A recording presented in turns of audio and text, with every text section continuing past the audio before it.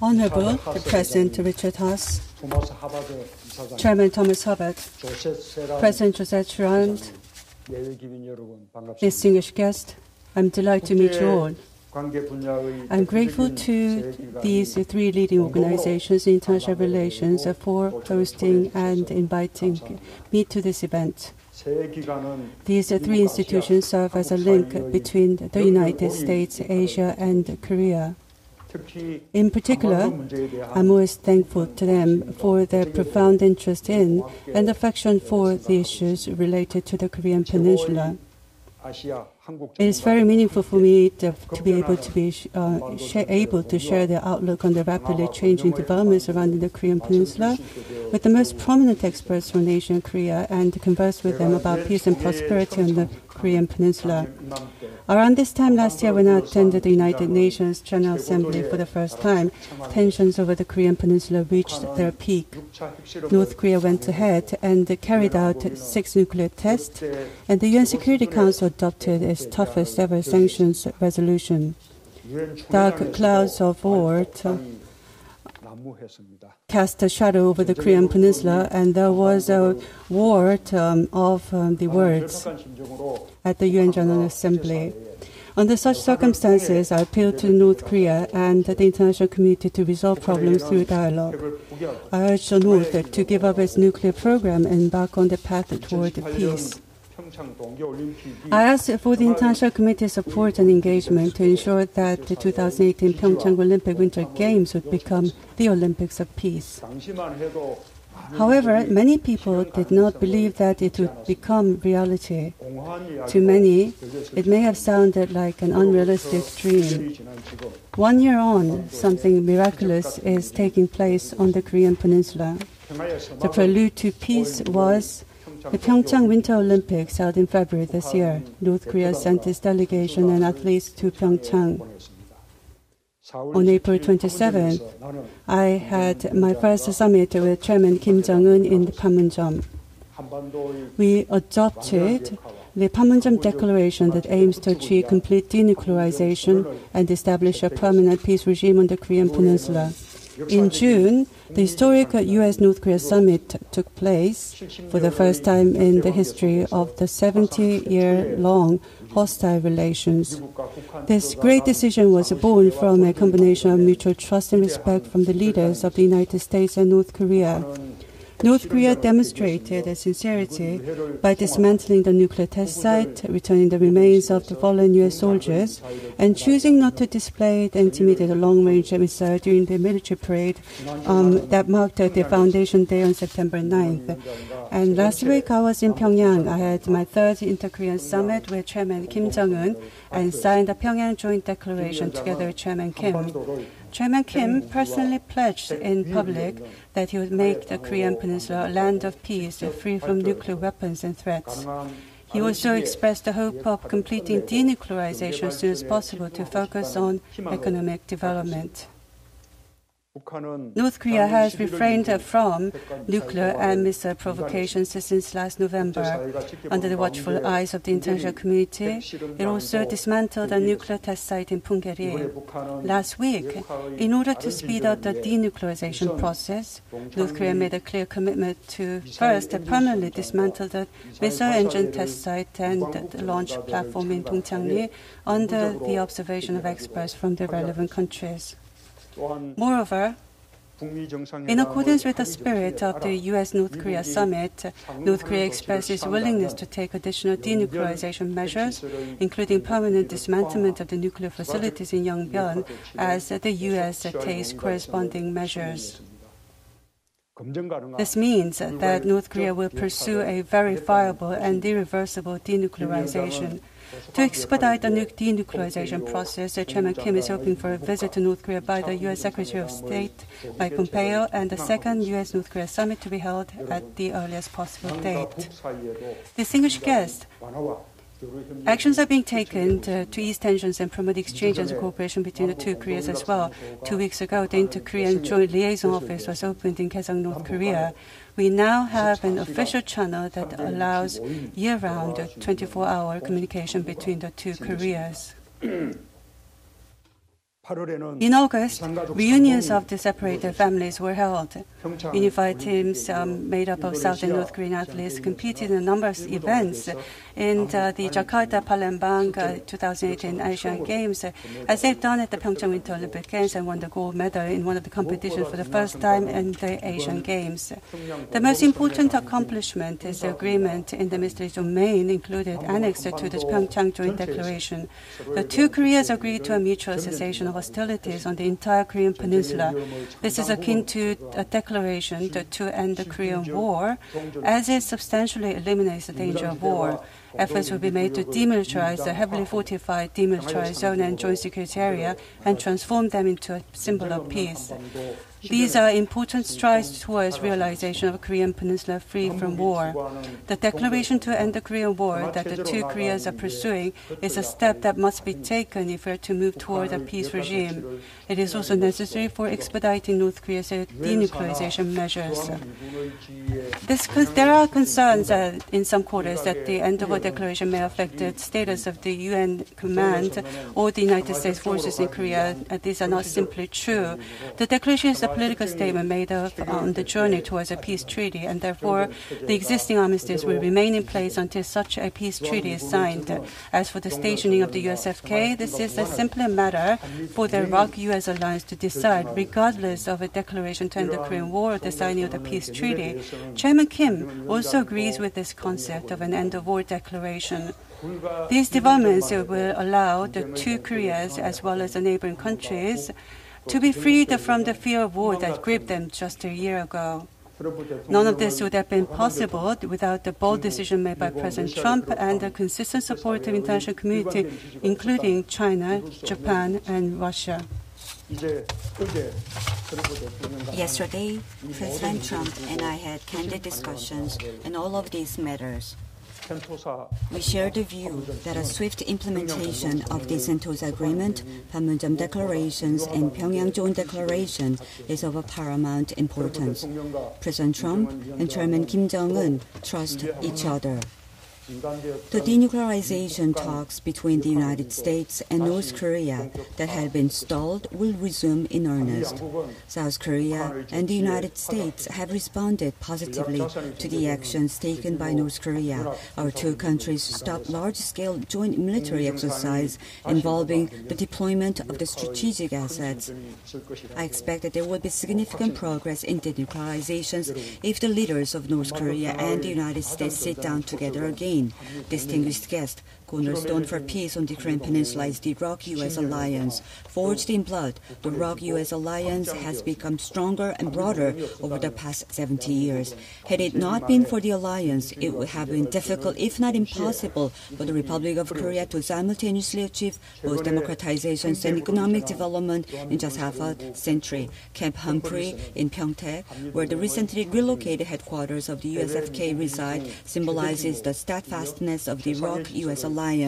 It's actually the largest one of the U.S. overseas military base, boasting unmatched facility, and as a joint base for the Army, Navy, and the Air Force, as well as an operational hub, it has unrivaled operational capabilities. President Trump himself gave it a thumbs up during our joint visit there last year.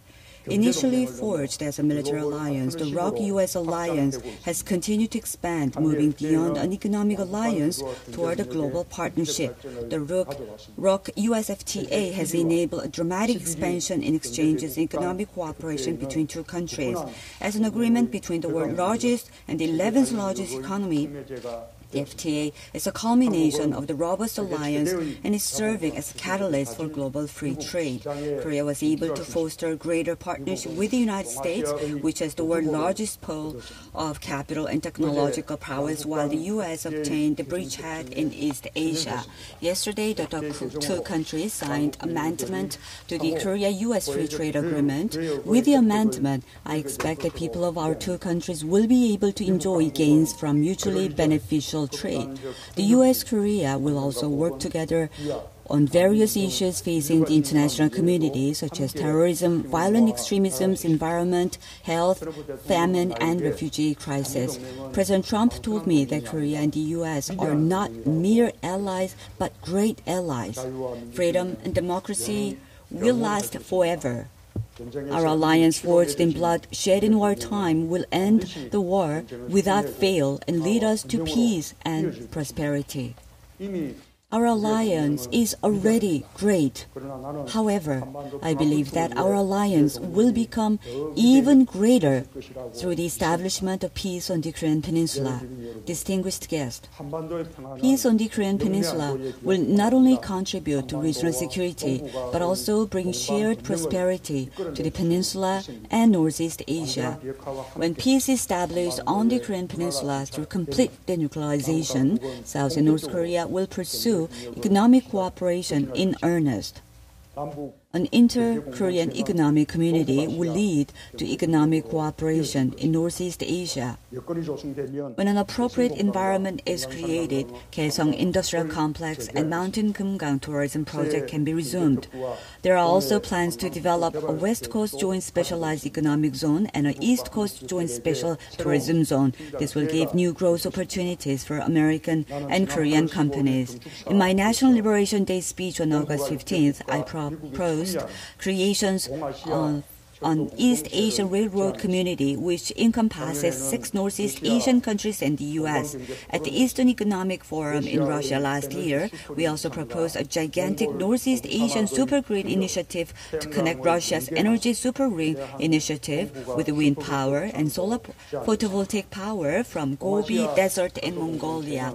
The East Asian Railroad Community will go beyond the energy and economic communities and become the foundation upon which the multilateral peace and security system will be developed. Peace will guide the economy, and in return, economic prosperity will further protect the peace.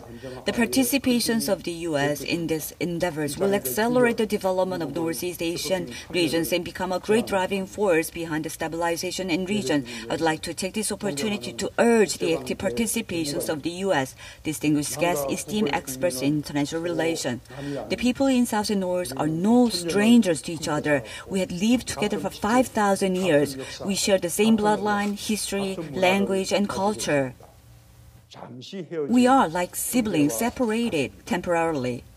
We suffered through war and ideological conflict, but we have never forgotten that we are one. We aspire for a peaceful Korean peninsula free from the threat of war. The fervent desire of the 80 million Koreans and support from the international community are creating the miracle of peace on the Korean peninsula today. Together with President Trump and Chairman Kim Jong-un, I will take bold steps toward a new future with the visions of peace and prosperity on the Korean Peninsula. I have ascertained the sincere determinations and unwavering trust of President Trump and Chairman Kim Jong-un on numerous occasions. I am confident that we will accomplish this feat together without fail. I ask for your generous support and encouragement on the way toward peace and prosperity on the Korean Peninsula and the new future. Thank you.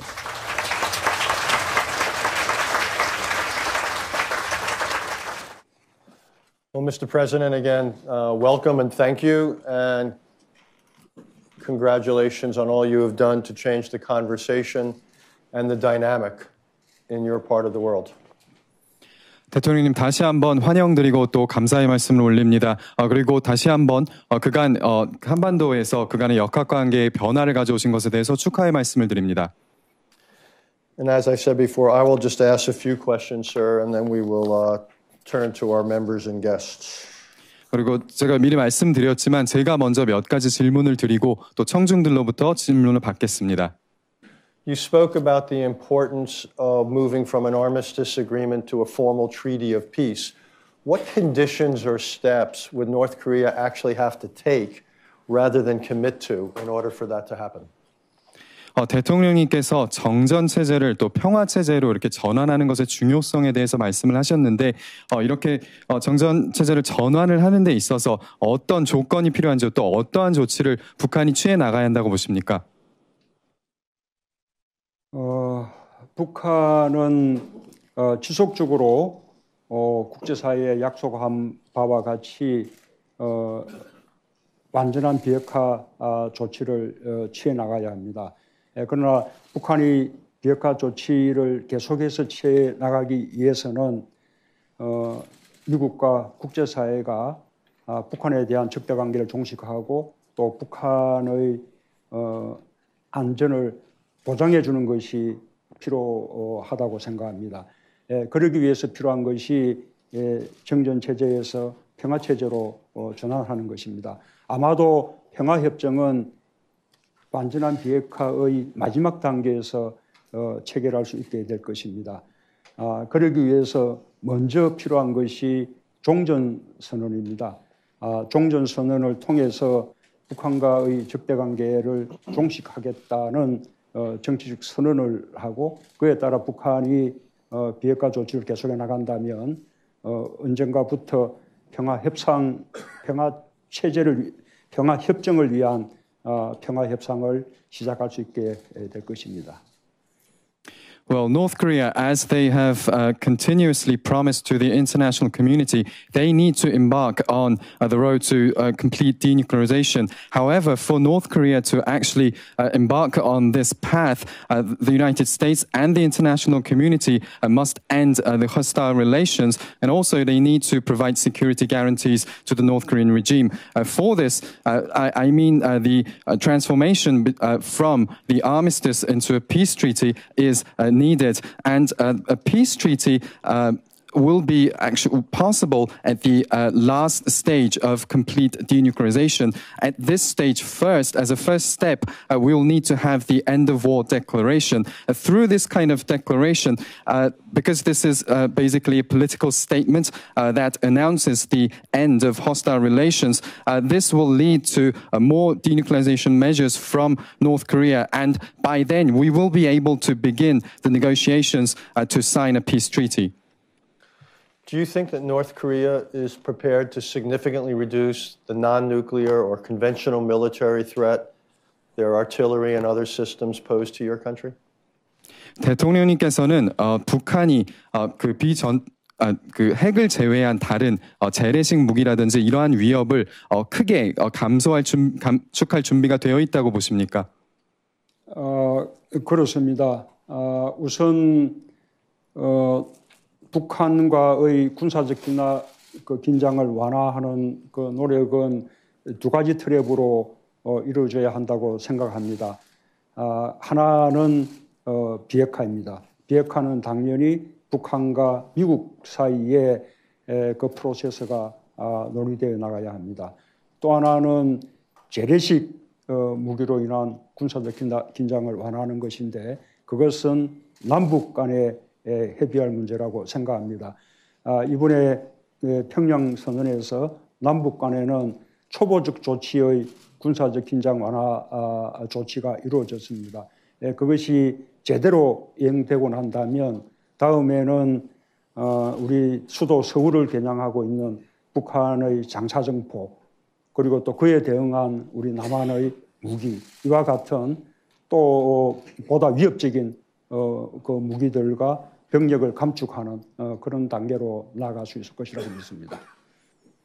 First of all, in order to diffuse military tension with North Korea, this needs to be done in a dual track. The first track would be denuclearization, and this is, of course, a process between the United States and North Korea, so the discussions between these two parties are needed. The second track would be threat reduction in regards to conventional weapons, and this track needs to be discussed between the two Koreas. Last week in Pyongyang, we reached an agreement with North Korea regarding the preliminary steps to diffuse military tension. If we could implement these measures in a proper way, then we will be able to remove the North Korean long-range artilleries that are targeting Seoul. And as for South Korea, we can also eliminate some weapons in kind. And also, this means that we will be able to remove more threatening weapons against each other, as well as thinking about the reduction of our forces. If the North Koreans were to do many of the things they have said they would do, it would represent a fundamental change in their policy. What do you think is motivating Kim Jong-un that did not motivate his father and his grandfather?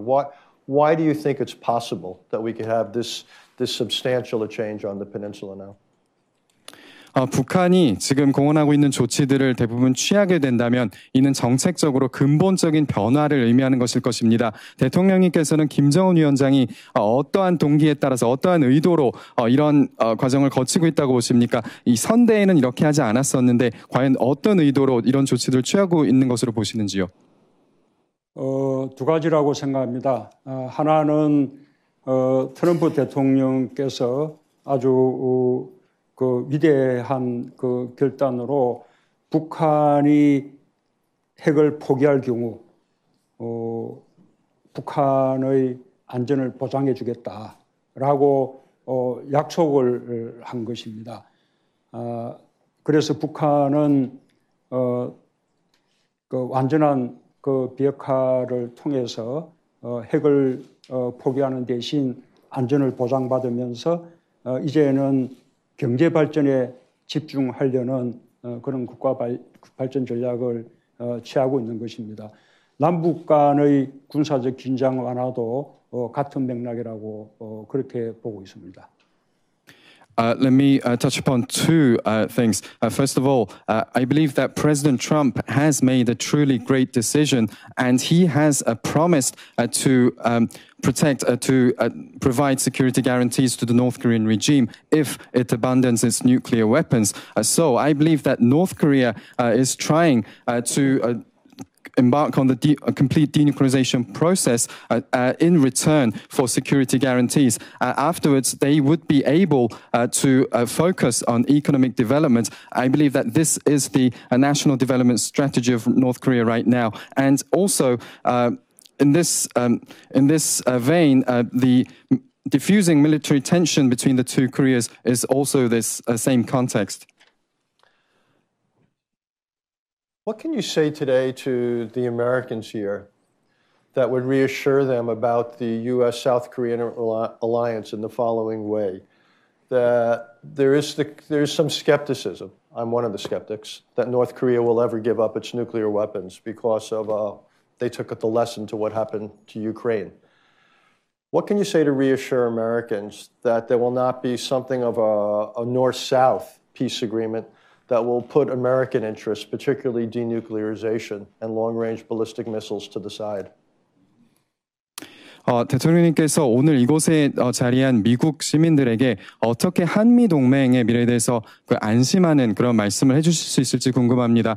특별히 미국인들 중에는 북한의 그런 핵 보유 의지, 핵 포기 의지에 대해서 회의론이 많이 있습니다. 특히 저희가 우크라이나 사례를 참고할 때 더더욱 그렇습니다. 그래서 앞으로 이 문제들이 남북 간의 평화를 보장할 뿐만 아니라 북한이 보유하고 있는 그런 장거리 미사일이라든지 이런 것을 제거하는 데 있어서 어떻게 말씀을 하시겠습니까? 우선은 그동안 북한과 사이에 여러 차례 비핵화 합의가 있었지만 모두 실천에 이르지 못하고 실패한 경험들이 있기 때문에 여전히 북한의 의도에 대해서 불신하는 것은 당연한 일이라고 생각합니다. First of all, we have had many agreements on denuclearization with North Korea in the past, but unfortunately they had all collapsed. We have this distinct experience, so therefore I think it's only natural that we have plenty of suspicion regarding the true motives of the North Korean regime. 그러나 이번에는 다릅니다. 과거의 합의는 육자회담 등을 통해서 실무적 차원에서 이루어진 합의였고 그 이행 과정에서 이렇게 파탄이 나기 쉬운 그런 합의였습니다.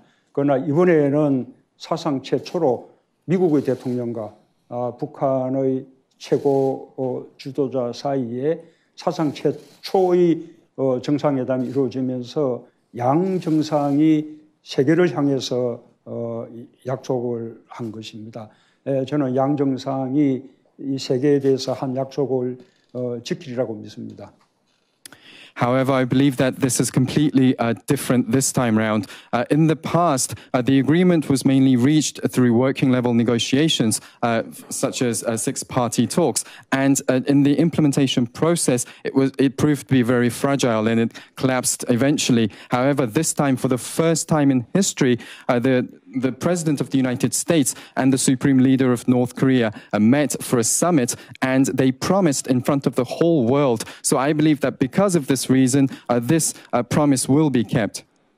가장 중요한 것은 싱가포르 성명에서 북한은 핵을 완전히 포기하기로 하고, 그다음에 그 대신 미국은 북한과의 적대 관계를 종식하고 북한의 안전을 보장하면서 북미 관계를 정상화하기로 그렇게 합의했습니다. 이 두 가지는 서로 규환적인 것입니다.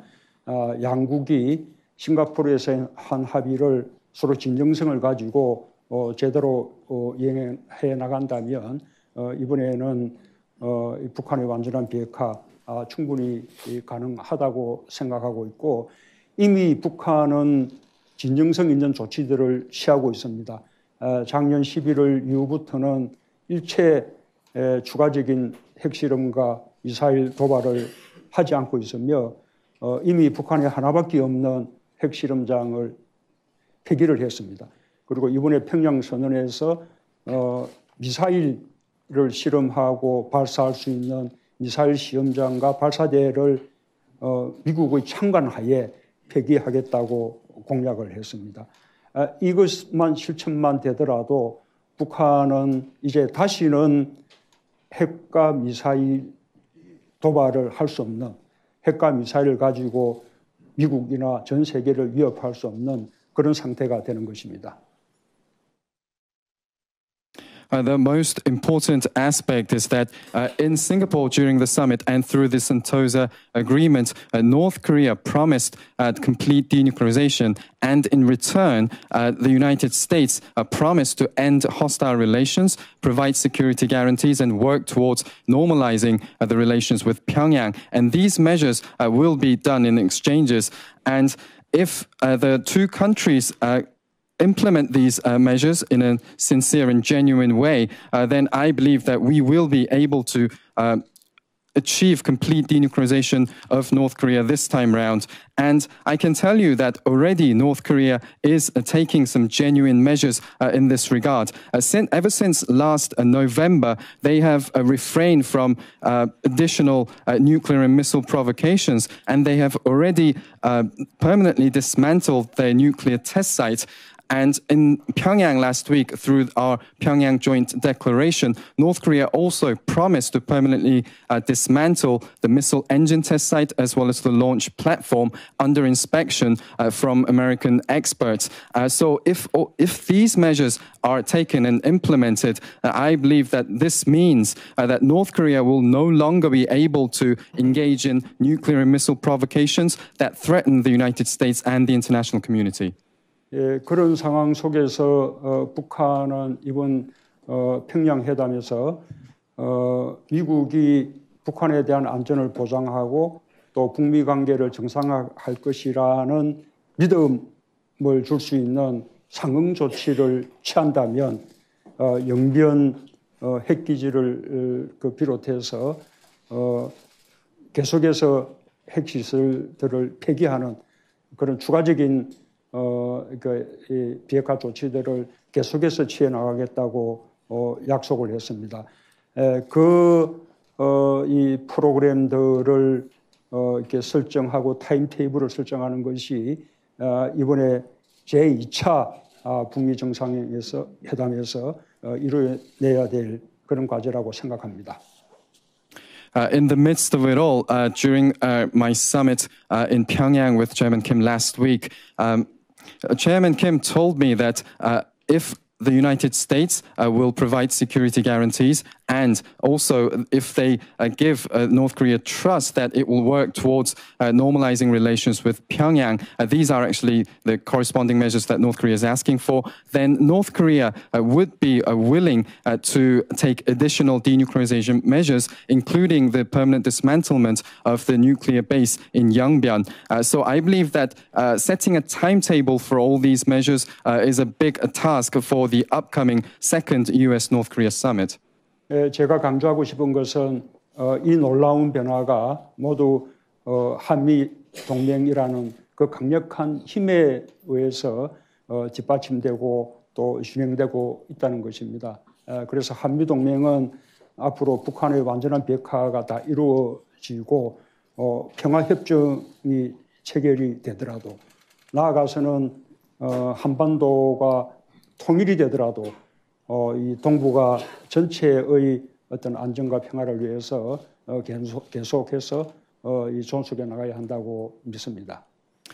So one thing that I would like to emphasize is that all these remarkable changes have been achieved based on our rock-solid ROK-US alliance. And I believe that because of this reason, even after North Korea's denuclearization and even after the peace treaty is signed and even after reunification, the ROK-US alliance should remain in place in order to continue to uphold peace and stability in the Northeast Asian region.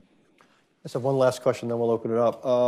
To what extent do you believe Kim Jong-un is prepared to introduce economic and political reform into his country as a necessity, or to what extent do you think he's afraid of introducing reform because it would threaten his rule? 마지막 질문을 드리겠습니다. 대통령님께서는 과연 얼마나 김정은 위원장이 경제 개방 조치라든지 개혁을 북한에 도입할 수 있을 거라고 생각하십니까? 그리고 얼마나 이것이 체제를 위협하지 않는 수준에서 과연 어느 정도까지 할 수 있다고 보시는지요?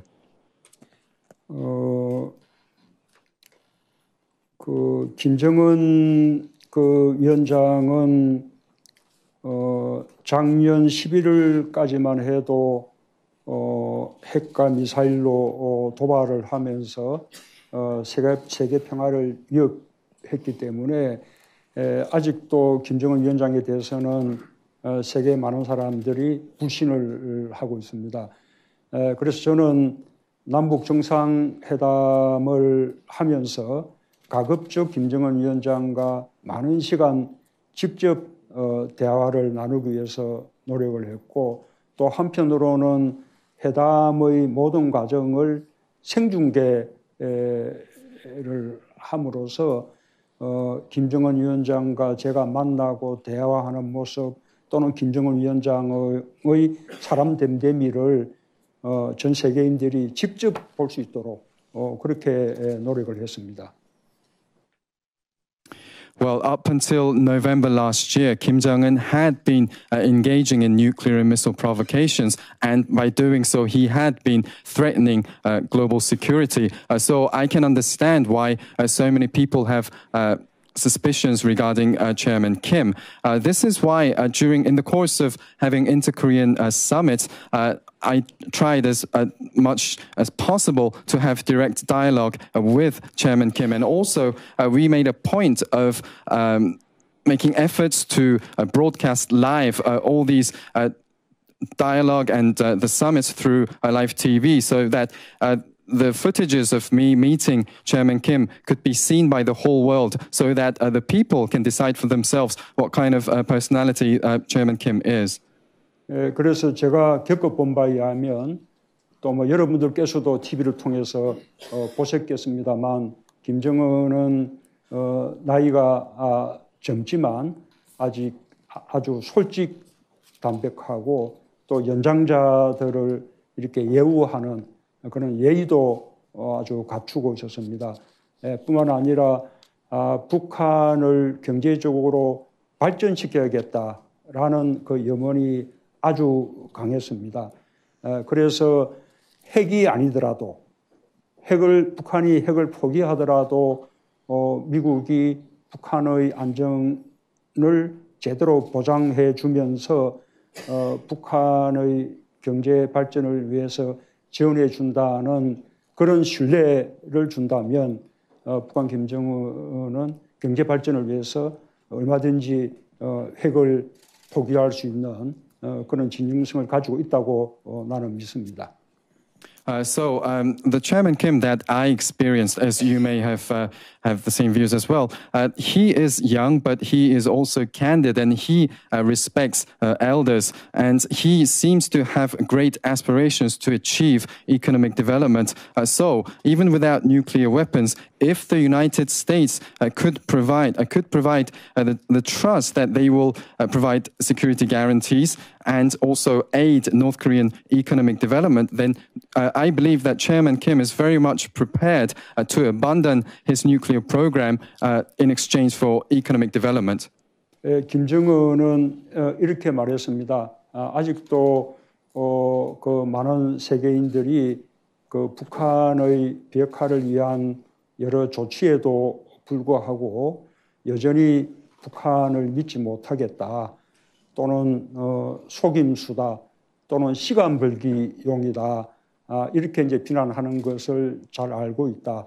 그러나 지금 이 상황 속에서 북한이 속임수를 쓰거나 또는 시간 벌기를 해서 도대체 북한이 얻을 수 있는 것이 뭐가 있겠는가. 만약에 그럴 경우에 미국이 강력하게 보복을 하게 될 텐데 그 보복을 북한이 어떻게 감당할 수 있겠는가. 그러니 이번에야말로 북한의 진정성을 한번 믿어달라. 이렇게 호소를 했습니다. And this is what Chairman Kim had said to me. He said that he is aware that there are many people across the globe who are saying that they still cannot believe North Korea in spite of all the measures for denuclearization that North Korea has already taken. And many people are saying that Chairman Kim is just trying to deceive people and he's maybe just trying to buy time. However, he was asking in this kind of circumstance, by deceiving people and by just buying time, what exactly would he gain? And if he was indeed trying to deceive the United States, then he was very clear that he would be facing almighty consequences, a great retaliation from the United States, which North Korea would not be able to withstand. So this is why he is asking for the international community to trust his sincerity. 예, 그의 진정성에 대해서는 나의 주관적인 어떤 판단일 뿐만 아니라 그 김정은을 직접 만나본 폼페이오 장관이나 또는 트럼프 대통령도 그 진정성을 인정하고 있기 때문에 계속해서 북한과 2차 정상회담을 비롯한 이 비핵화 대화를 계속해 나가려는 것이다라고 저는 그렇게 믿고 있습니다. Well, this regarding Chairman Kim's sincerity, this is not just my subjective assessment, but those who have met him as well, including President Trump and Secretary of State Mike Pompeo. This is why the U.S. administration is still trying to have denuclearization dialogue with North Korea in the form of a second U.S.-North Korea summit. Let's get a first question from Thomas Byrne of the Korea Society. 네, 코리아 소사이어티에서 첫 번째 질문을 드리고자 합니다. Should I stand up? Right. President Moon, in your vision for peace and prosperity on the Korean Peninsula, infrastructure projects are a prominent feature, but economic history teaches us that prosperity will ultimately hinge on institutional reform. Have North Korean and South Korean officials discussed what role South Korea could play to provide assistance to North Korea for institutional reform? For example, in the financial sector or investment laws and regulation. And related to that, has Kim Jong-un expressed any interest in joining the International Monetary Fund, a move that would be a prerequisite for mobilizing support from the international financial institutions, such as the World Bank and even the Asia Infrastructure Investment Bank in Beijing? The transparency required would be a landmark reform, institutional reform, and I think would also serve as a strong positive signal to South Korean and other private sector investors. Thank you.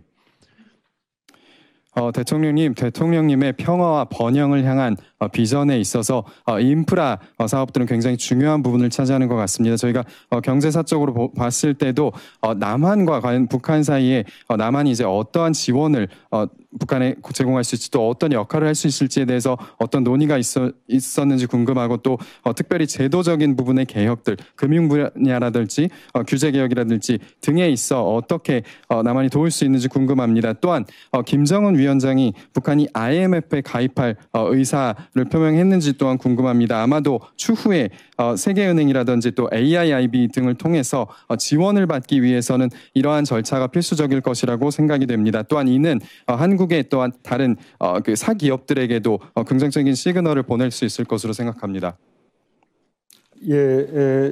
지금 이 이야기는 북한의 그 실질적인 비핵화가 완료되거나 또는 상당 부분 불가역적으로 진행이 돼서 대북 제재가 해제된다는 것을 전제로 해서 드리는 이야기입니다. What I'm about to share with you is being shared on the premise that this would be done after complete denuclearization of North Korea or a substantive progress in an irreversible way in terms of denuclearization. This is and by this we will have the sanctions relieved. So I'm talking to you on this premise.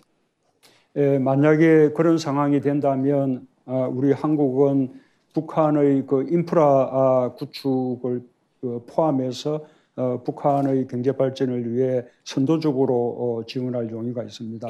그리고 그것은 단지 북한을 돕는 것에 그치는 것이 아니라 거꾸로 우리 한계에 직면한 우리 한국 경제에도 새로운 활력이 되고 또 새로운 성장 동력이 될 것이라고 믿습니다.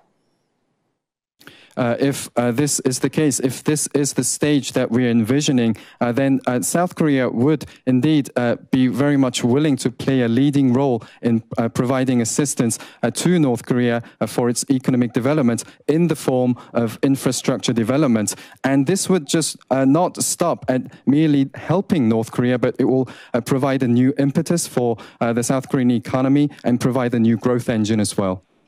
그러나 한국의 능력만으로 북한의 경제 발전을 돕는 것은 여러 가지 한계가 있기 때문에 나는 국제적으로 북한의 인프라를 지원하는 그런 국제적인 펀드 같은 것이 조성될 필요가 있다 생각하고 또 세계은행이라든지 세계경제포럼이라든지 또는 아시아 개발은행이라든지 여타 국제기구에서 북한을 지원할 필요가 있다고 봅니다. 그리고 그에 대해서 북한 측에서도 아까 질문하신 IMF나 또는 세계은행이라든지 여러 국제기구에 가입함으로써 개방된 경제로 나설 뜻을 북한이 가지고 있다는 것을 확인했다라는 말씀을 드리겠습니다. However, these kind of endeavors would not be just South Korea would not be able to bear these kind of endeavors on our own, and there are certainly limitations. This is why I believe that there needs to be an establishment of an international fund that will assist North Korea's infrastructure development, and also we will need to mobilize the World Bank, the World Economic Forum, and AIIB, these kind of agencies to provide assistance to North Korea. And I believe that North Korea is very much willing to go through procedures such as accession to IMF or the World Bank in order to achieve this goal. A question from Danny Russell of the Asia Society. Mr. President, unity among the 5 major countries involved in dealing with the North Korean problem has always been very important, but it is clear that there are differences of approach emerging among the 5 countries. How do you think we can ensure that those differences don't undermine the focus and the pressure on implementing UN Security Council resolutions and achieving denuclearization? 대통령님, 그 북핵 문제를 해결하는 데 있어서 미국도 한미 그리고 중국, 러시아, 일본 등 5자 간의 화합이 굉장히 늘 중요한 위치를 점했습니다. 하지만 최근에 그 북한을 접근하는 문제에 있어서 이 5자 간의 큰 이견이 노정되는 것으로 알고 있습니다. 그래서 이러한 이견을 어떻게 줄여나가고 또한 이러한 이견들이 우리가 그 북한의 비핵화와 또 계속해서 충실한 제재를 이행하는 데 있어서 이러한 노력들 저해하지 않는 방향으로 이루어질 수 있을지 이에 대한 의견을 여쭙고 싶습니다. 예, 이 북한을 그 둘러싼 5대국들은 이 북한의 비핵화에 대해서 공통된 이해를 가지고 있다고 생각합니다.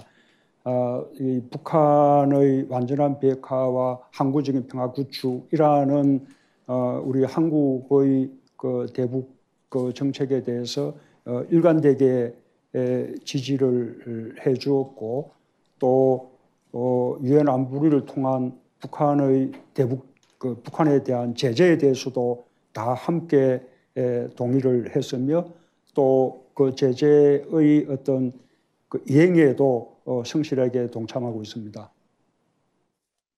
The five countries surrounding North Korea, I believe, have a common objective in terms of denuclearization, and they all have expressed a steadfast support towards the ROK's policy of achieving complete denuclearization and permanent peace on the Korean Peninsula. And these five countries have also agreed to UN Security Council sanctions vis-à-vis North Korea, and they've also faithfully implemented those sanctions.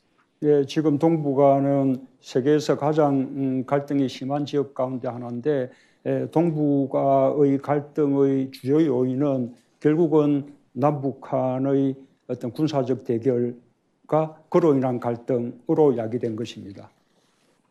Right now, the Northeast Asian region is one of the most volatile places in the whole world where conflict is simmering. And one of the reasons that we are in such a conflicted state stems to the military confrontation between the two Koreas. 그래서 남북 간의 갈등이 해소되는 것은 동북아의 안정과 평화에 크게 기여하게 될 것입니다. 이 동북아 지역은 평화 공동체가 될 수도 있고 또는 에너지 공동체가 될 수 있고 나아가서는 다자 평화 안보 체제를 형성할 수도 있다고 봅니다. So, if we could relieve tension between the two Koreas, I believe that it will immensely contribute to peace and stability in the Northeast Asia region as a whole. And by doing so, I believe that Northeast Asia could become a peace community or an energy community, and we could even form a multilateral peace and security structure. 그 비핵화의 어떤 프로세스에 대해서 다섯 나라 사이에 약간의 의견 차이가 있을 수는 있겠지만 비핵화가 어느 정도 불가역적인 단계에 이르게 되면 나는 5개국이 함께 협력하리라고 믿습니다. Having said that, I do understand that there could be a difference in views among the five parties regarding the denuclearization process of North Korea. But if we could reach an irreversible stage, then I'm sure that the five parties will be cooperating. 예, 그러기 위해서 제가 제안한 것이 동아시아 철도 공동체입니다. 남북 간의 철도가 연결이 되면 이 철도는 중국의 철도와 또는 러시아 시베리아의 철도가 연결되면서 유럽으로까지 이어질 수 있습니다. 이 철도의 연결은 주변의 나라 모두에게 이익이 됩니다. 그리고 이 철도 공동체는 과거에 유럽의 그 석탄 철강 공동체가 오늘의 이유로 발전한 것처럼 이 동아시아 철도 공동체는 동아시아 에너지 공동체, 동아시아 경제 공동체를 넘어서 아까 말씀드린 다자 평화 안보 체제로 이렇게 발전할 수 있을 것이라는 비전을 저는 가지고 있고 그 비전이 실현될 수 있도록 제가 최선을 다해서 노력해 나갈 것입니다. For this reason, I have already proposed the formation of an East Asia Railroad community. By this, I mean connecting the railroad between the two Koreas, which should be extended to China and the Russian Siberian railways, and it will eventually reach Europe. And I believe that this initiative will benefit all the countries in question. And this is actually taken a motive from what we saw in Europe in the past, the European Coal and Steel Community, which eventually led to the formation of EU. And by doing so, I believe that we will be able to establish an energy or economic community in Northeast Asia, and which could eventually lead to the multilateral peace and security architecture. And I'm doing my best to realize this vision. Mr. President, we've run out of time. I apologize to all the people we couldn't get questions from. I know I speak for everyone in the room, even the skeptics, that we wish you only the best in what you are trying to accomplish here. Literally, the whole world is watching, and we wish you well.